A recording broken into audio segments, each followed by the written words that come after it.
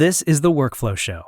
Media production technology stories, discussions about development, deployment, and maintenance of secure media solutions, and, of course, workflow therapy to keep the creativity flowing.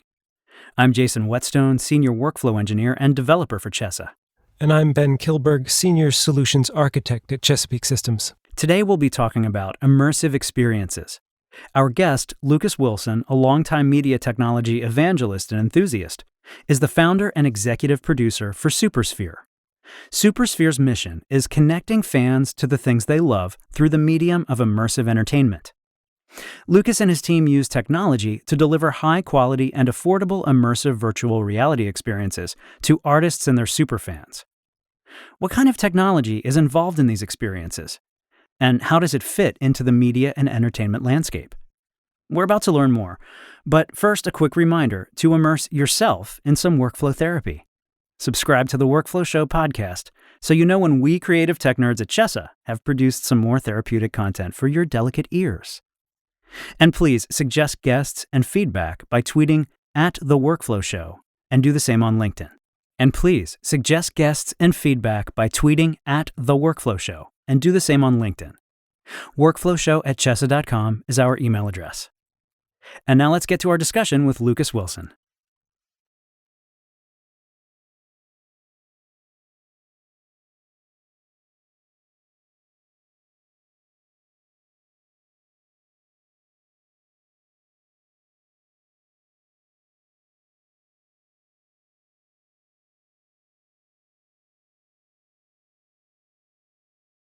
Lucas Wilson, thank you for joining us today. You're welcome. Glad to be here. Yeah, great. So let's start a little bit with how you got into where you are today, working with Supersphere, or I should say, leading Supersphere. You started your sort of maybe foray into this business, into this industry, probably very early on in your life. But from LinkedIn, I see that you graduated from the Berklee College of Music with a dual major in music production and music synthesis, which is something that you and I kind of have in common. I went to the Cleveland Institute of Music and have a major in audio recording. So we have a similar path there, similar start, I would say. What was the program like at Berklee back in the 90s? Oh, God. I didn't know we were going that far back. Okay. As you mentioned, I went to Berklee College of Music and studied music production and engineering. That was one major. In music synthesis, which was my other major. Music synthesis, I have to tell you, is about as useful a major as Eastern philosophy. You go to people and you say, "Hey, I have a music synthesis degree," and they're like, "Great, here's a job right here for you." Yeah, that doesn't really happen very often. But honestly, my two greatest loves growing up were always music and technology. And that's just how I ended up in college, was going to Berklee. Initially, I wanted to be a film scoring major, but film scoring was too hard. And I was in college and I was concerned with having fun. I wanted to study and do stuff, but film scoring was like really hard. And I was like, oh, I have to work for this. That's somebody didn't get the memo. Yeah. So I went into music production and had a fun career there. Was a recording engineer for quite a while and was a front of house engineer for a while. That was a fun gig for a guy in his 20s. And so it was, at the time, it was a great place to be and one of the only places that you could go in a university setting to study sort of the intersection of technology and music. Now those programs are everywhere, including online, but in the late 80s, early 90s, it was one of the few places to go where you could study that. I remember during my education at CIM, it was a very small portion of the program, the sort of studying to digital music and synthesis, which was fascinating to me. It was something that I didn't know you could study. I just kind of at the time as a teenager assumed that people just kind of figured this stuff out. And, all of the electronic artists that I liked were just, pioneers and doing it on their own, which they are and they were.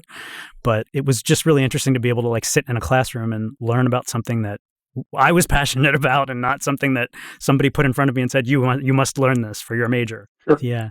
So then you worked for Avid. Talk about that a little bit. What was that like? There was a system a long time ago called the Avid DS. And I was actually working at a company called Intergraph in Huntsville, Alabama. And just one of those weird coincidences of fate that Intergraph was the hardware company that made the first certified hardware for at the time, what was the Softimage DS. So in Huntsville, Alabama, of all places, I was one of the earliest alpha users of what was at the time a revolutionary new content platform. Wow. And after working on DS for a while in Huntsville, I decided I wanted to go into video editing. I was an audio engineer at the time, and I was working on a machine called the Studer Diaxis. And the guy in the room next to me was working on an early version of an Avid Media Composer. And I thought, well, he's just moving widgets around on a timeline. I'm just moving the widgets around on a timeline. How hard can it be? So I took my shot at video editing, got good at the DS, spent a little bit of time at an ad agency in Birmingham, Alabama, and then decided I wanted to make it in the bigs and wanted to move to LA. And the way that I moved to LA was there was just good timing, the right place, the right time. There was an opening in LA for a demo artist specifically for the DS system. And I was big in the DS community at the time, and I reached out and got the gig, moved to LA. And so Avid moved me to LA and provided my first couple of years. I worked for Avid my first couple of years in LA. I honestly don't know if the software world is still built this way, but at the time, being a demo artist is the absolute best way to get into any kind of a community. Because you're the expert on a particular product and you get an entree into every single shop in the city. Absolutely. So here I was, a kid from Alabama that had just moved to LA, and all of a sudden I was walking into the post group, complete post, photocam level 3, POP, as the expert on this new system. Avid was a great company for me to work for. And at the time it was a good group of people, and it was a great way for me to learn LA and also to hone my skills. Fantastic. And then you sort of worked in the LA area, and I love, I'm taking a few lines from your LinkedIn profile because they're fascinating to me. Creating a mid-tier market in LA for HD post-production business development. I mean, that sounds like no small task, especially back at the time. We're talking like 2000s, early 2000s. That is the first time that I've ever heard the words fascinating and LinkedIn profile used in the same sentence. So thank you, I think. It was an interesting time because there's always, in production and post-production, there's always some new shiny object. We are familiar with the concept. Yeah, and I've actually made a career in LA of chasing the new shiny object. So at the time, the new shiny object was HD. It was right in the middle of the transition from standard def to high definition across the major networks and across production and post-production. And although it might be hard to imagine now, when HD first came out, when it was in its infancy, it was really weird and it was hard. And the formats were non-standard. Everybody was trying to figure out what was going on. The networks kind of didn't know. So being able to be a guy that could navigate how to move things from SD to HD and how to navigate HD post-production was a valuable commodity.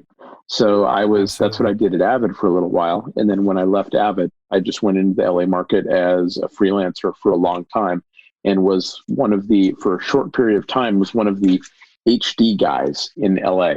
And I was one of the few people in the LA market that, as an online editor, really understood the workflow processes for HD and how to successfully deliver shows. Right.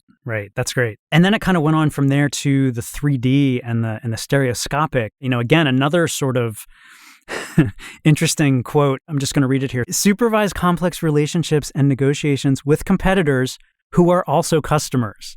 Again, this is something that, it's a little mind-blowing, but like we understand it because we do the same thing from time to time, that sort of interaction with competitors who are also customers and vice versa. Well, now that's almost standard. A lot of businesses have such a Venn diagram of overlap that it's now not unusual to be in that kind of a relationship with the company. And the question is, how big is that Venn overlap, right? In my current role at Supersphere, I deal with a lot of companies where maybe 10% of the time we're in competition, but 90% of the time we're in cooperation, which is an acceptable ratio. I'm fine with that. But at the time, it was interesting. 3Reality was a technology provider that was also bidding for jobs. So a lot of times there would be situations where there would be people that would be bidding into a job to do the stereoscopic work. But honestly, we could see that they weren't technically at the level. We had to sort of step in because it was one of those things that we could see the train wreck happening from a long way away. And we had to step in and sort of bid on it and take control of the job. And it was unusual and it was uncomfortable at times, but it was a hell of an education in negotiation and managing large egos, because the directors and the people that 3Reality dealt with, and at Cameron Pace after 3Reality, the egos and the level of the industry that people were at were significant. Yeah, I can imagine. And stereoscopy in theatrical was yet another chasing the dragon kind of thing. It was an interesting market and it was a fun market. It was great technology. And the reality to this day, I mean, the box that they made 12, 13 years ago, a long time ago, is still an incredible piece of technology. But ultimately, stereoscopy proved to be something that for feature film release was a nice to have, but it wasn't essential. That meant that it had its window in the industry and then it went away. Yeah, and it seems like it got better as time went on, as, you know, kind of a fledgling technology. Like ghosting was bad when it first started, and then it got crisper and crisper until it was kind of actually pretty awesome. And then, you know, well, that's not like we're going to see movies these days for the most part anyway. It seemed like something for myself, you know, going to the movies to see a movie in 3D was like, there were certain films that I would want to see in that format, you know, especially if there was also IMAX and you had this, you know, giant screen that was 3D in front of you. I saw Avatar in 3D IMAX. I thought that was, you know, pretty cool. I think that's probably one of the only films I've seen in 3D, period, but it was cool. Now, what I can say about it personally is that there is a point at which you walk into the theater, you put the glasses on, it looks fantastic. You're kind of blown away. And then there's a point at which it just becomes what you're watching. You know, I guess the novelty sort of wears off. So do you think that might be why it didn't have like a really long stint and become like the thing? No, I think that it didn't have that long a stint because it always added significant cost in production and post-production. And it couldn't be justified in ticket sales returns. Right. It was just a very simple financial question. Simple equation. Yeah. I remember working at Cameron Pace Group and having a discussion with a studio executive that came in, a studio executive that was in the position to greenlight, you know, tens of millions of dollars in production budget. And we had just a very honest discussion. I just remember this clear as day. And he said, hey, I agree with you that shooting in stereoscopic and delivering in stereoscopic delivers a much better, more engaging film. Let's put that argument aside because it does make a better product. Agree with that 100%. We're not arguing about that. You're telling me it's going to cost $5 million more in production to do this? Yes. Is there any way around that? No. Is it going to affect the number of people that come to see my movie? I was like, I don't know. He's like, I can tell you that. I can answer that one for you. It will not. So you're adding millions and millions of dollars to my production without anything that I can point to in bottom line return. I was like, kind of. And he's like, okay, then why are we talking about this? Let's go have lunch. It was really that simple. And I was like, copy that. Right. Yeah. So, and I imagine you probably had that discussion several times. I did, but never in a way. That was the discussion that crystallized it for me because it was not an emotional discussion. And he was somebody that was very bought into stereoscopy from a creative level, but he was a studio exec. Yeah. He had the responsibility for the creative of the film, but he also had the responsibility for the financial of the film. So he said, hey, it looks better. No question. It's going to be a better movie. It's going to be a better looking, better feeling movie if it's in good stereo. And it's going to cost a lot more money, and I can't justify that cost. We're done with this discussion. Let's go have lunch. Yeah. Just briefly, again, on your LinkedIn profile, I noticed that one of the things was bringing the 3D technology into non-traditional markets. So when I think of traditional markets for 3D, I think of film. What are some non-traditional ones? I think it was corporate, it was medical, It was a lot of B2B markets that are outside sort of the purview of mainstream thinking. So any kind of meetings and events? Probably, but it was a long time ago. Okay, yeah, gotcha. Not that I can immediately remember. I mean, and stereoscopy, by the way, is still a very big deal in medical markets. Stereoscopic endoscopic cameras and stereoscopy in surgery is still a very big deal. Okay. There it is. It's not tied to financial return. It's tied to surgical results and mortality results, which is a little more tangible. Right. Increased efficacy is always a good thing. In surgery, yes. Yes, that's the bread and butter. So, so how did this all lead to sort of a more immersive experience with VR? Talk about that transition in your journey a little bit. Sure. I've always been interested in, ultimately, the technologies that I've sort of chased and the things I've sort of followed are all sort of one singular mission, if I had to boil it down, which is to deliver a message. If you're in the communications business, and you're not using the tools at your disposal to deliver the most effective message possible, whatever, to generate an end result, whatever that end result may be. If you're doing a narrative feature, maybe you're trying to make somebody laugh or cry. If you're making a commercial, you're either generating brand awareness or you're trying to make somebody buy something. There's always something that you're trying to communicate, and there's an action on the other side. And it's your responsibility as a communicator, in my opinion, to use the best tools that you have to create that message. It's a very geeky way of saying that I'm just trying to create the most emotional, impactful statements possible. And that was true with the change from SD to HD. Bigger pixels, better pixels. It was, watching a show, watching Avatar. You mentioned Avatar. Well, you can watch Avatar on your iPhone, or you can watch it in a stereoscopic IMAX theater. Same film, very different emotional impact. For sure. So watching it on a standard F screen to an HD screen, bigger emotional impact. Watching it stereoscopic, bigger emotional impact. Watching it in VR, bigger emotional impact. That's sort of what I've always chased. And when I first put on a VR headset in this current iteration of VR, going on, I guess, 5.5 years ago, the very first thing I saw when I put on my first VR headset in this iteration of VR was a crappy 360-degree recording of Dave Mustaine in his backyard playing guitar. And I'm a metal kid from the 80s and 90s. And I was like, holy crap, I'm in the lead singer of Megadeth's backyard. Oh, that's fantastic. Yeah. And I was like, this is awesome. He was just playing an acoustic and singing something. It wasn't a fantastic thing, but I was in Dave Mustaine's backyard. Yeah. And everywhere I looked, I was like, hey, that's Dave Mustaine's house. I was like, that's Dave Mustaine's tree. Yeah. It's made such a huge, visceral, immediate impact on me that when I took off the headset, I was like, oh, I want to do this. That's great. It was that simple. It also tied into my love of technology as well. So I was like, hey, this looks weird and hard with almost zero money. Let's go do that. Yeah. Here's a chance for me to work harder and make less money. That one, please. Yeah.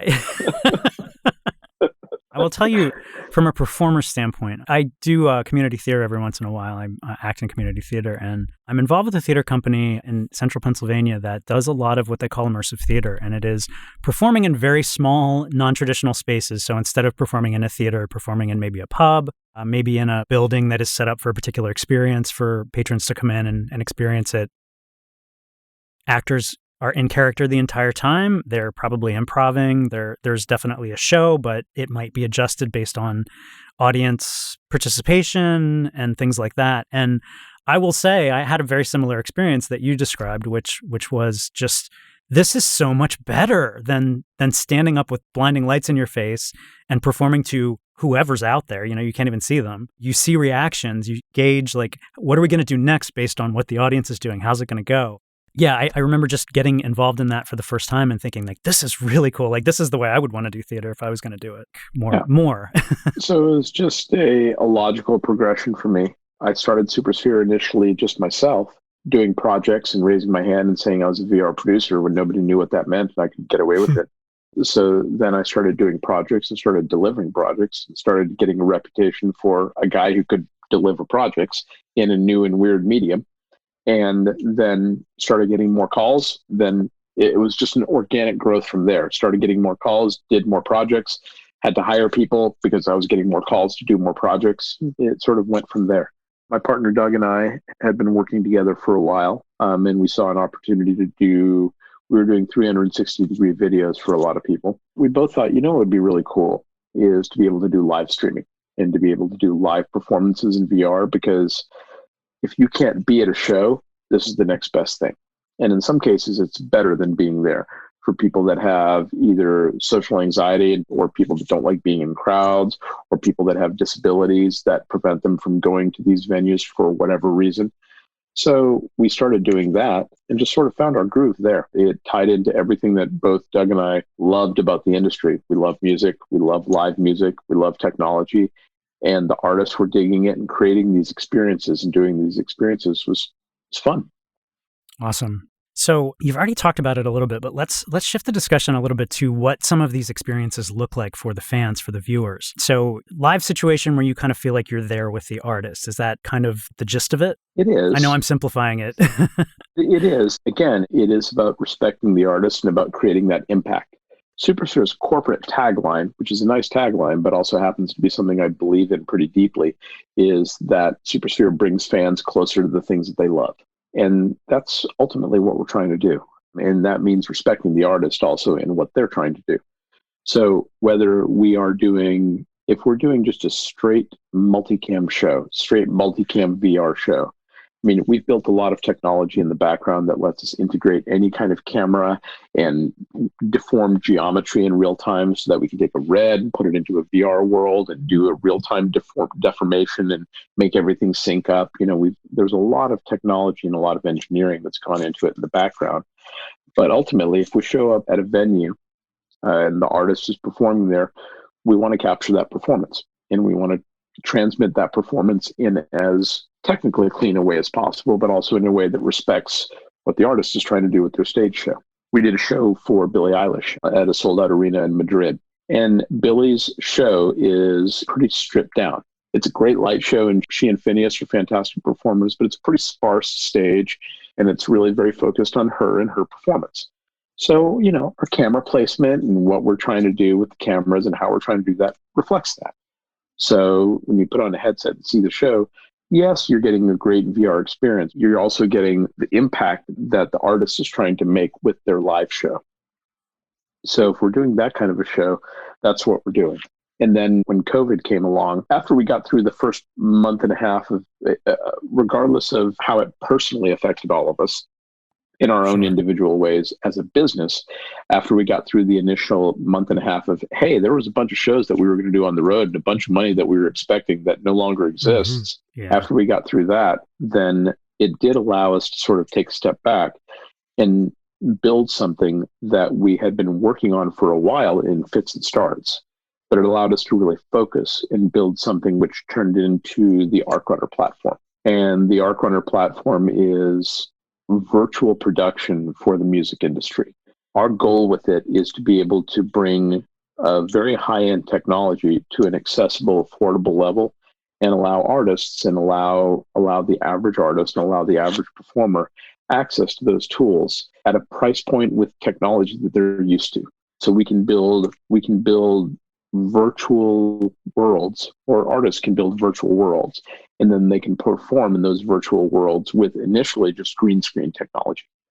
And there's a lot more advanced technologies we can use, but we explicitly chose to start with green screen because in any city that has any kind of production base in the world, you can say, hey, can we set up a green screen shoot? And somebody in that city is going to go, yeah, no problem. And you can do it, right? We live and work in LA. If we wanted to build something that required massive LED walls and camera tracking and mocap and all that, well, we have access to that. We can do that because it's LA, right? You can't necessarily do that in Boise or Barcelona or Charlotte. All of those places are cities that are big, reasonably big cities with fan bases and artists that have music to communicate, but don't have access to the same level of stages and tools that you do in major markets. Sure. Later, I was actually going to ask you about when we get into technology, but we're already there. So yeah, let's just talk about the ArcRunner platform and what that looks like. I'm curious as to like what sorts of tools are involved in that. Ins and outs. Well, the ArcRunner, it is software that runs on a high-end PC. Basically, you know, you guys can get into the integration details, but it boils down to shove a fast CPU, a bunch of RAM, and some big honking graphics card. You know, some NVIDIA RTJ9 3/7000X in there with a bunch of fans that take down the power grid. And so runs on a very powerful PC. It's based on the Unity game engine right now. We're working on porting it to some other platforms, but it's based on Unity right now. And one thing that's important about it is that we see a lot of mocap performances and we see a lot of artist performances that are out there that are very bespoke, that require the artist to spend a lot of time and get into weird outfits or to do things that are unnatural for the performance. Sure. That may result in a fantastic end product, but for the artist right there performing are unnatural. And green screen is also not a completely natural thing. But if the choices are put on a mocap suit with a bunch of trackers and perform on green screen's a little more natural. Yeah, for our listeners, mocap would be motion capture. Mm-hmm. We like to peel back some of these some of these phrases sometimes and just make acronyms and such. Sorry to interrupt you. No problem. But what we're trying to do is also put the artist's entire team back to work, because when you see a live performance, it's not just the artist. If you go to a stage and see a performance, it's not just the artist that's working. It's the artist, it's their sound engineer, it's their lighting director and lighting team, and it's their visuals team that are pumping the visuals into the screens behind them and around them. So ArcRunner actually lets the entire team work in real time to create a show. The artist is performing on a green screen, and we're doing green screen work to put them into the virtual environment.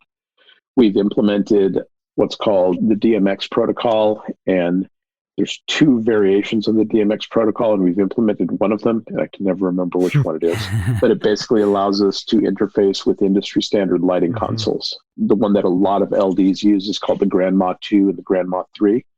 So what that means is that a lighting director can actually sit at their lighting console and run their cues and see their lights in the virtual world. And then we also have a way to take visual inputs from Arena or from some other software that is sort of built for that world, and we can take those visuals and pump them into virtual IMAGs on the screens. So a good example is a show we did recently for Major Lazer. Major Lazer's lighting director is a very talented guy named Darius Medina. So Darius gave us his lighting grid, gave us his plots, and gave us his lighting grid. We modeled the lights pretty precisely from the manufacturer site, from the manufacturer specs, and we rebuilt his lighting grid in VR, and we wired that to his console. So Darius, when he sat down and Major Lazer was performing, he sat down at his lighting console with his cues all loaded up, and he ran his show. When he pushed a button on his console and when he moved up a slider, he saw the virtual representation of that light, and it was what he was expecting to see, right? So when he was working on the fly, he was looking at his lighting grid, but in VR. It's this fourth wall that we're breaking of when you see it, it's a very simple thing. It's like I take a slider, I move it up, the virtual light moves and it shines, right? But what we've done behind the scenes is, I think, without tooting our own horn too much, I think it's pretty extraordinary. In that I'm going to use the word fascinating because I really do think it's pretty fascinating. I mean, this is fascinating. LinkedIn profiles are not fascinating. Touche.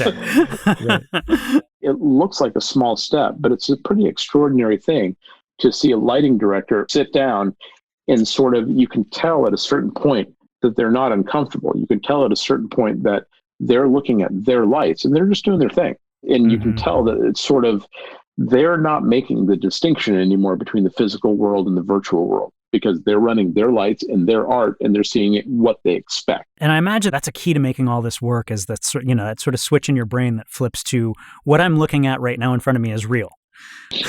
Right? Absolutely. One of the things I was going to ask you during these events and during these experiences, are all of the people working on the show wearing headsets? And you answered that. That's pretty amazing. It's interesting because most of the time they're not wearing headsets. They're seeing, we can pump it out to monitors so they can see it around them. Because if you're wearing a headset, if the lighting director is wearing a headset, well, then he can't see his console. Can't see the console, right? Sure. So you do have to make some trade-offs somewhere. Right. Something I picked up on earlier, you mentioned about being able to interface this technology with many different formats of camera and that sort of thing. I know you don't want to give away too much here, but are we doing some sort of a math calculation on the image that's being produced there by the camera to put it into that 3D space? Yes, and I'm not really giving anything away. I can tell somebody I built a skyscraper and you can see that it's a skyscraper, but if you want to go build your own, knock yourself out. All cameras shoot in a specific kind of geometry. The geometry that we're all used to looking at when you pull up a YouTube video or when you pop in a Red camera, the rectangle that you see or the 4:3 aspect that you see, that's called a rectilinear geometry. Everybody's used to fisheye lenses and how a fisheye lens looks. Well, that's a geometry distortion. That's applying some kind of math to make a new geometry map of that image. When you shoot in VR, you're creating what's called an equirectangular geometry.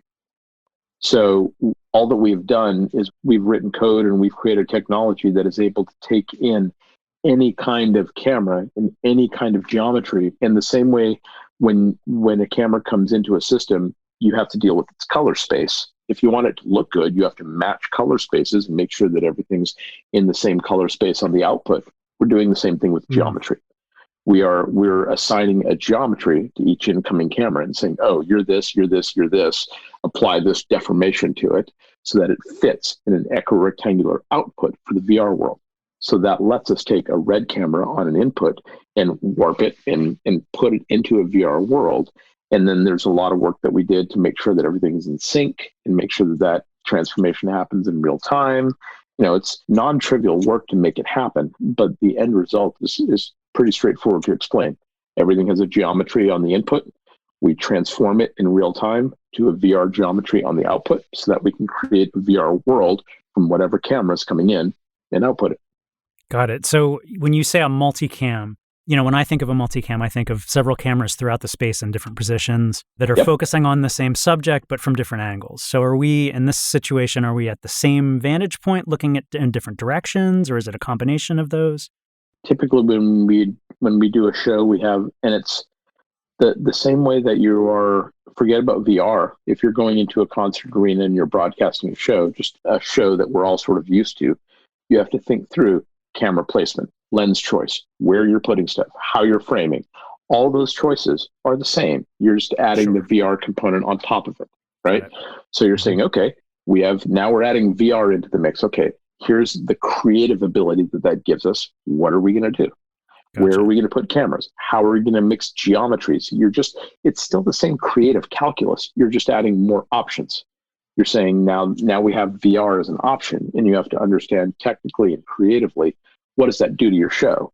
And then you have to make choices accordingly. For instance, VR cameras are fantastic for presence. They're fantastic for putting you in a place. They don't zoom. That's a problem. Yeah. So, as a result, a lot of VR shows that you see and a lot of VR videos that you see are wonderful as long as somebody's 6 feet away from the camera. But once they get 20 or 30 feet away from the camera, then you're like, I can't see anything. Great, I'm in this space and there's something over in the distance over there, but I have no idea what it is. Yeah. Right? So that's why it's important, for instance, that in a lot of our shows, we include rectilinear cameras. We include traditional cameras with zoom lenses so that we can do an IMAG or we can do a cutaway or whatever. We can say, okay, here's our 360 camera and we're in this arena and it's awesome and I can see all these people around us. But here's my camera that's delivering my head and shoulder shot, right? Here's my camera that's delivering the reaction that everybody wants to see. And we can put that into the canvas however we want. Yeah, that could be on an IMAG or, I gotcha. People tend to think in a very binary fashion. People tend to think about that I'm either shooting VR or I'm not shooting VR. Like, no, that's not true. You probably hear my cat. Coworkers, that's okay. They're distracting sometimes. Our coworkers, yeah. Really, you got to think of it as it is a canvas and you're painting on that canvas. It's exactly the same thinking as you do with an HD frame or any other frame. You have this amount of space. How are you going to fill up that space? So it's not, when you're shooting 180 or 360, you just have a 180 or 360 canvas. Whether you paint that with an HD camera and some graphics, or whether you paint that with a 360 camera, or whether you paint that with a 360 camera with an HD overlay, doesn't matter. It's your creative choice. But you just have a bigger canvas and you have to choose how you're going to paint it. That's great. That actually shifted the way you explained that. Thank you. That shifted my thinking because you sort of made the distinction between, it's really just the same as everything else with an additional tool, creative palette versus this is the way we do it and this is how it looks and yada yada. And that's something that's always been true of technology is that when a new technology comes out, there are sort of the binary purists that say, this is the new way, forget the old ways. This is the new path. We are now following the new path, forget the old path. That's a terrible way of thinking about things. And it never works because human beings don't do that, especially with their gear. Human beings don't do that. Yeah. You always have to provide a transition. You always have to provide a ramp from this is how we're going to get from here to there. There's always going to be people that will dump everything old and go only with the new thing. That's a really small segment of the population. And they're very annoying. Yeah. And our industry has a tendency to be a little bit slow. We want to work with, what we know is tried and true, right? Mm-hmm. Absolutely. So it's really just a question, but ultimately, because I have a history of chasing shiny objects, I also have a very deep awareness of shiny object syndrome, which Right. is that you're chasing the technology and forgetting about the creativity. And you get lost in the geekery, and you get lost in, look, I have all the shiny toys. And it's like, yes, you do. What's your output look like? Not very good. Then what does it fucking matter? That's something that I'm very passionate about, actually. Yes, thank you. What does it matter? I have this here piano behind me, right? This here fancy digital piano, because I have synths and I have lots of stuff, right? But I grew up playing classical piano. And at the end of the day, for me, it's taken me almost 50 years to get to this point. But for me, at the end of the day, the music that I enjoy creating is a solo piano. That's the thing that still resonates most clearly with me personally. So let me ask you this then. What is your favorite digital piano? The one I have that one right there. Answer. Okay, very good. The Korg SV1. Okay, very good. I have a Korg SV1 that I run through. I have an Apollo Gizmotron. Nice. And I have a couple of plugins. I have a Neve EQ. I have some plugins that I put on it to make it sound good for my ears. Mm-hmm.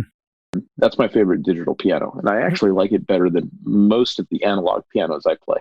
Okay, good. Interesting. The reason I ask is because I also play keyboard. I've played keyboard for many years. I wouldn't say it's my primary instrument, but maybe, I don't know. The reason I ask is because I've always found that I'm very picky about what keyboard is in front of me. And if it doesn't feel like a piano, it's really disruptive to my whole brain. I've had that for, 4 or 5 years. But when I bought that keyboard at the time, I went through and I played every single line. I went to Guitar Center when Guitar Center still existed, right? And I went to Sam Ash, and I played through every single keyboard. And because the feel of the keyboard was super important, and the sound of the keyboard is super important, right? And this one, for me, was the best compromise. At least for me, some of the high-end Yamaha Clavinovas felt better, but they didn't sound as good. This one, the very, very small compromise that I was personally making and how it felt was far outweighed for the fact that I thought it had much better sounds. And also it has just fantastic other keyboard sounds, Rhodes, B3, Clavinova, etc. Have you played around with Pianotech at all? With what? Pianotech is an acoustical modeling piece of software that basically, it's a virtual piano that you play, and it does the thing in a virtual space.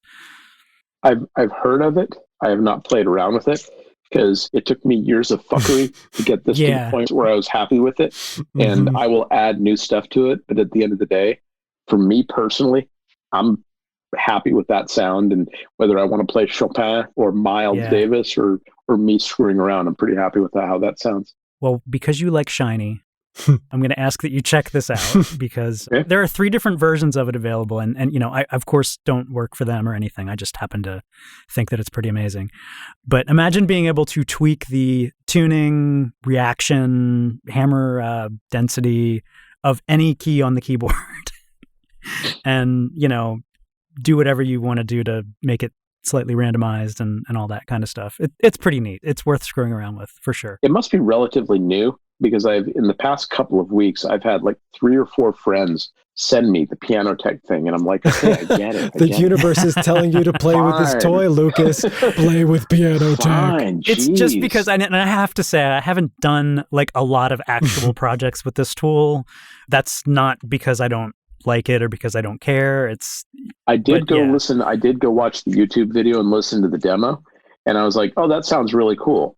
But I have an unfair advantage because I spent several years of my career as a demo artist. So more than most people, I know the difference between a demo and the product, right? Yeah. So I'm like, yeah, that sounds cool. How long do you spend making that? Don't lie to me, bro. Yeah, absolutely. Anyway, yeah. So why don't we talk about like some of these experiences that you have helped or that you have created? What are some of the coolest things that you feel that you've been able to do with this technology as a tool in your creative palette? So far, there's a technology roadmap that we have that honestly just is a pretty logical extension of what we're doing right now. The 2 things so far that we've done that I think I'm proudest of are, number one, the major laser thing that I just mentioned, where we recreated Darius's lighting grid And I could see that when he was working his lighting grid, that he was happy. In his brain, that was his lighting grid. And I was like, that was a big win. That, and then also we did a show a couple of months ago with Kid Cudi, and Scott Muscudi is his name. Scott said, hey, I want to perform on the moon, because his latest album is called Man on the Moon. And we were able to say, yeah, okay. And we built the moon for him. And we went through a couple of revs of the moon, and he was like, that one. And we were like, okay. And he performed on the moon, and we gave his lighting director the same tools, but also, if you think about the grandma console, it's just an interface. It's just a controller, right? It doesn't have to control just lights. So we put like asteroids and lasers and a bunch of crap. We put other stuff in the environment. And we were like, to Scott's LD, we were like, hey man, move that slider. And it changed the density of the asteroids. And he was like, oh, that's cool. And so it was just adding more artistic capability to somebody who's already used to thinking about, how do I combine 100 elements in a real-time way to make a show, right? We were just telling him, hey, now you can take those asteroids and change their speed and their density. And he was like, okay, cool. And he did rad shit with it. He did a bunch of rad stuff with it that we never would have thought of, because we're not lighting directors. So user experience, right? Let's talk a little bit about, I'm your average lover of video, and I'm thinking that this all sounds awesome, and I might want to spend my hundreds of dollars on a cool VR headset. How does one actually enjoy this, go to these concerts, and what is the user experience like for the end user versus the performer? Because I'm really curious about what the performer experiences of the audience and what kind of feedback is there versus the end user audience feedback and experience. No, it's a really good question. So for the artist, it's a green screen shoot, right? So for the artist, it is a green screen shoot, and the audience mechanics for that are whatever you can do for a green screen shoot. Yeah. It's either people that are there around him or her in the shoot, or it's in COVID times, it's Zoom walls and Blue Jeans walls and stuff like that, right? So that's what's happening for the artist. For the user, Supersphere is not a delivery platform. So ArcRunner is a production tool. It's not a distribution platform. So we work with distribution partners to be able to have our shows appear on those platforms. One of the platforms that we work with quite a bit, which we like quite a bit as well, is Venues, which used to be called Oculus Venues, and then they ditched the Oculus name, and now it's just Venues by Facebook. Got it. The important thing about Venues and also Rec Room and AltSpace and a couple of other tools like that is that they're a new generation of product called social VR. So the experience that we do, the experience that we produce and create is a great experience, but it still has to be absorbed by the end user. And if you do that in a solo environment, then that's fun, but you're missing sort of a crucial aspect of attending a show, which is the fact that you don't do it in isolation. So Venues is a great experience because it's an avatar-based social VR experience. So what that means is that when you put on the Quest headset, you are represented as an avatar that you can customize, whatever, and then you go into a virtual theater and you see all the other avatars that are in there with you, and you have the range of motion and you can see them interact and you can talk to them because there's a microphone built into the headset. So it's like going to a show. And I have to tell you, when the concept of Venues was first proposed to me, I thought, that sounds dorky. That's just dorky. I am not going to do that. I was happy to be proven wrong, because what I realized was that if you have a Quest headset and you're going to a specific app at a specific time to see a specific artist, by definition, you're a super fan. So everybody that is in that audience is psyched to see that show. So it's odd. It makes sense once I explain it that way, but it's odd because when you go in there, it honestly has the same psychological, when the show is about to start, you kind of feel that same psychological vibe that you do at a real show when the lights go down, right? Yeah. You're like, oh, cool, it's about to start. Everybody's in there sort of moving around, and then the music comes up, and you hear everybody in the audience go, whoa! And it's a lot of fun. It really is. Yeah, yeah. I've seen a ton of shows this way now, and it's a great way to experience stuff. It's a great new way to experience stuff. And Facebook did something with Venues. They did one thing that I thought was just brilliant.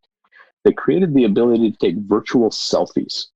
You can pull up a virtual selfie stick so you can take pictures of you in the virtual environment, which Again, sounds dorky as hell, but it ties into everybody's social need to share an experience, right? Mm-hmm.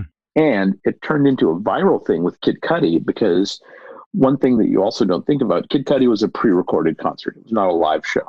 He did not tell us he was going to do this, but Scott has a Quest headset. He went into the audience during his show and rapped and sang with himself in the audience. And people around him, the avatars around him, realized after a minute, because these are all fans, they know his voice, they know, right? They realized after a minute, they were like, wait, Scott, is that you? He's like, yeah, man. And people were freaking out, right?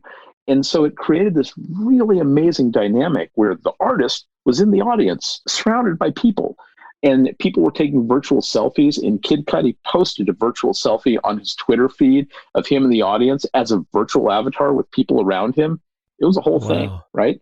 And if you think about it from an artist perspective, that's also an unusual thing, because it's a way for artists to be close to their fans without having to worry about physical safety. Wow. Right? Which in 2021 is really valuable. I mean, we need that. Right. I mean, somebody like a Kid Cudi or somebody like a Cardi B, they can't go into the audience. There's definite physical safety issues, right? Sure. This is a way for them to be physically close to their audience without having any safety issues. Yeah. It's fascinating. It's a great world. Yeah. So it's interesting. Like, when I had read that Facebook had bought Oculus, I was like, oh, well, hell, they're going to create the metaverse, like done and done. And it seems like that's slowly but surely what's happening, right? That is exactly what they're doing. Yep. So we go back to William Gibson and Neil Stephenson and Neuromancer, Snow Crash, some of these tried and true cyberpunk Bibles that we grew up with, kind of painting these pictures of what technology could be like in the future. And here you are, Lucas Wilson, living that reality. Mm-hmm. Yeah. I mean, it is an interesting world that we inhabit. There is certainly more virtualization happening in our world. And can't put that genie back in the bottle. That's just happening. And how it evolves and how it sort of morphs and happens is just a really interesting thing to watch, because you see a lot of interesting social dynamics happen with, it makes sense that people are rebelling against Facebook and other companies owning too much data and what they do with that data. Those are very valid arguments to have. Sure, yeah. And then you see things like blockchain appear as somewhat of a response to that, to provide accountability. So it's the same thing that has happened in the physical world for millennia, now happening in the digital world. And I'm not a Facebook apologist, but Facebook is a huge company, and they get an understandable amount of crap for some of their practices. But I can tell you that the people that we deal with on a day-to-day basis are all super committed and super passionate about what they do, and are enablers of artistry and enablers of the digital space. And we enjoy working with them. But the data challenges and the data implications of what Facebook and Google and Microsoft and other massive companies are doing, they are profound questions, and something that we all have to deal with. Yeah. Because honestly, as a citizen of the 21st century, being off the grid is not really an option anymore. No, literally impossible unless you're in the mountains and there are no drones. Yeah, and there's increasingly the cash economy is disappearing. It used to be that you could actually go live in a cabin and just exchange in cash. Not so much anymore. Yeah. It's an interesting world. When will we be able to pay for experiences with, I don't know. Here's some vegetables I grew. I was in a Clubhouse room last night talking about NFTs and crypto exchanges and blah, blah, blah. It's like, you just get tired of it after a while, because people always get very enamored by the new shiny object. But ultimately, it comes down to a value system. Ultimately, it comes down to human beings. What do they like, and what is valuable to them? And how are they going to give some of what they have in exchange for the thing that they find valuable, right? Whether it's a credit card transaction or cash. Are you saying that we're all speaking the same language? whether you're giving me vegetables, or it's a credit card transaction, or crypto or NFT, in some ways I don't care, because it's just a value economy and we're just getting stuff. Sure. Right. So NFT is the non-fungible tokens. I'll explain it to you in 30 seconds or less. Do it. Very You good. will read a tremendous amount of hype and you'll be like, what is all this bullshit? The core of NFTs is that it is verifiable digital scarcity. And this is something that has not really existed before. It is a way for me to create a digital file, have only 10 copies of that digital file, and have them be verified as the only 10 copies of that digital file. Now, people will always find ways to reproduce digital files and share them around. So the best analogy I've been able to find is that there is only one Mona Lisa. There are a billion copies of the Mona Lisa in a billion books and in a billion websites, but there's only one Mona Lisa. And that one Mona Lisa is valuable because it is the only one Mona Lisa. This is the digital equivalent. And it is tied to a cultural shift in how much people value digital assets. And, maybe 10 years ago, nobody gave a crap. But now there is a cultural shift that digital assets without a physical component are inherently valuable. Yeah, I mean, and as the economy shifts, as we, dig further into automation, which we do regularly talking about media workflow here, but in general in the world when there are less truck drivers and more robots, we need ways to be able to say that somebody's idea was important, right? And if we have social networks that can track the genesis of an idea and perhaps fund back small portions of whatever currency we're exchanging at that point to say, oh, I see where you initiated this awesome idea, then everybody who uses that idea moving forward in the future, it should all come back to the originator in some way, shape, or form. Absolutely. I agree. But again, it always comes back to just a basic value economy, right? Do I find your digital file valuable, and do other people find that valuable? If they don't, then it's not worth anything. If they do, then it is worth something, and people will always find a way to trade on that worth. Yeah, and I think that, speaking as music lovers, all three of us, that has been a near death experience for so many musicians because of the ability to copy files and share files and mostly stream files. Yeah, these days. exactly. The best music equivalent I can think of is, I've forgotten the name of it, but the Wu-Tang album, of which there's only one, right? Imagine if that was an NFT. Imagine if that was a digital file and you could verify that I have the one true digital file. Could other people record it somehow and could it get spread? Right. Sure. But I have the one true album and I can prove that I have the one true album. That's valuable. That's valuable. Yeah, definitely. But again, it ties to the fact that it's Wu-Tang and everybody knows what that is. If I tell you I have the one true Lucas Wilson piano improvisation, you'll say, who gives a shit? Yeah, your mom is like, good job, Lucas. That's lovely, honey. Exactly.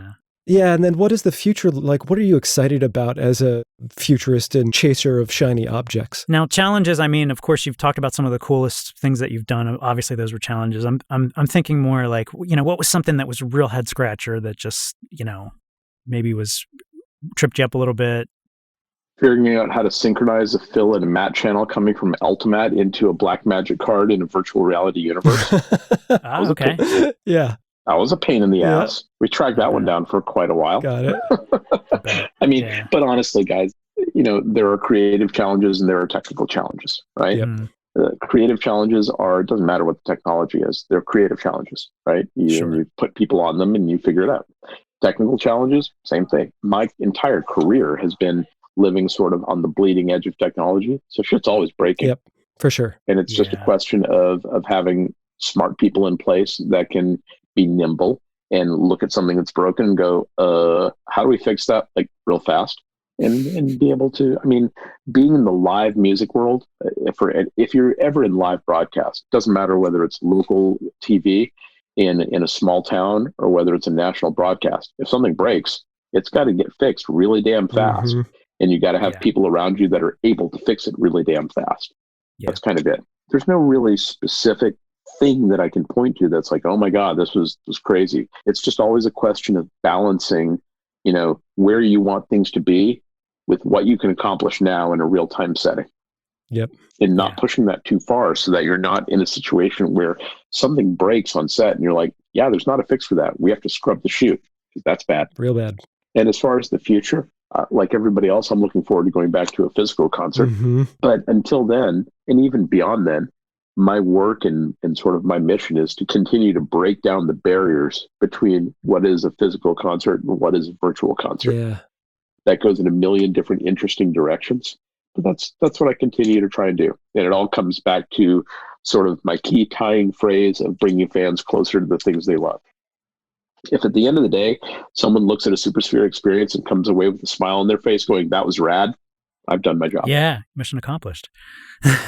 So are you seeing, or have you seen, these experiences sort of converging? I mean, we've got the potential for, I hope very soon, to be able to go to live concerts again. Could you see a world where there's a mixture of these, this sort of virtual and real? I don't know. That's a question I get a lot. Yeah. For me, the short answer is forget about the technology. It's just a question of physical people in proximity. Yeah. When you're at the crush of a show, right?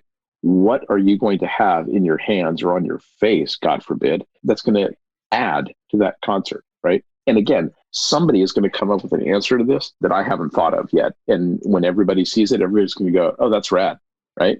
But what are you going to do at a show that is going to enhance the show, right? Yeah. If I'm at a physical concert, I'm digging the physical concert experience. And I'm not a person that's looking at my phone or trying to get Instagram selfies to show everybody else that I was at the concert. I'm enjoying the concert, right? Yeah. The only thing that I have seen that is an enhancement of the physical space in a concert that works is those synchronized glowing wristband thingies. You know what I'm talking about? Yeah. There's a couple of different companies that have done them. That's cool because that is something that doesn't interfere with your physical enjoyment of the show, but is increasing your social connection to the crowd and is increasing your social connection to the performer, because you can see your wristband turning red and you can see everybody else's wristband turning red, and you can see like waves of color washing through the audience. And that is the only thing that I have seen that's like, okay, that's cool, right? Yeah, it reminds me of kind of the silent disco thing where everybody's, I've done that a couple of times where everybody's wearing headsets and you have two different channels you can tune into, and you can visually see on the headphones who's tuned into the same channel, right? You are. And I can certainly see something where, again, this is something that some clever 20-year-old who is in a different generation than me and experiences music differently than I do will come up with something, and I'll look at that and go, damn, wish I would have thought of that. Yeah. Isn't that great? I mean, I can say, like, being in my 40s, that it is really cool to see, like, what people are coming up with, what younger people are coming up with, and every once in a while, what people are doing to use the technology and use the creativity that they're given. Every once in a while, somebody comes up with something, and most of the great ideas are things that you look at and you think, "Damn, that's so logical. Wish I would have thought of that." Yeah, exactly. It's the Clubhouse app, this new club. I don't know if you guys are on the Clubhouse train, but the Clubhouse app is a great example. If I describe the app to you, it sounds like the seventh layer of hell. It's a non-ending 24/7, 365 panel discussion, right? Doesn't that sound like hell? It's a trade show that never ends, but it is surprisingly engaging, right? Especially in COVID times, it is a way to connect with humans. Right. And it's audio only. There's nothing fancy about it. You're just talking to people, right? There's another aspect to this that I think, I have heard several times throughout this pandemic over the last year or so, which is about the fact that we human beings need the experience of interacting with strangers, which is something that we are lacking at this point in our existence. You guys, check out Clubhouse. It's my new obsession. Yeah, jam. In another month, I'll be tired of it and I'll be on to something else. But right now, it's my obsession. I'm laughing because I'm the same way. I feel you. Well, Lucas Wilson, this is a great place to tie up our discussion today. I want to thank you for your time and for your expertise and for all the great things you're doing these days. It's awesome. Thanks, guys. I really appreciate you guys taking the time and for giving me a platform to speak to my at least couple of dozen fans. It's fantastic. And thank you for listening. The Workflow Show is a production of Chessa and More Banana Productions. Original music is created and produced by Ben Kilberg. Please subscribe to The Workflow Show and shout out to us at workflowshow@chessa.com or at The Workflow Show on Twitter and LinkedIn. Thanks for listening. I'm Jason Whetstone.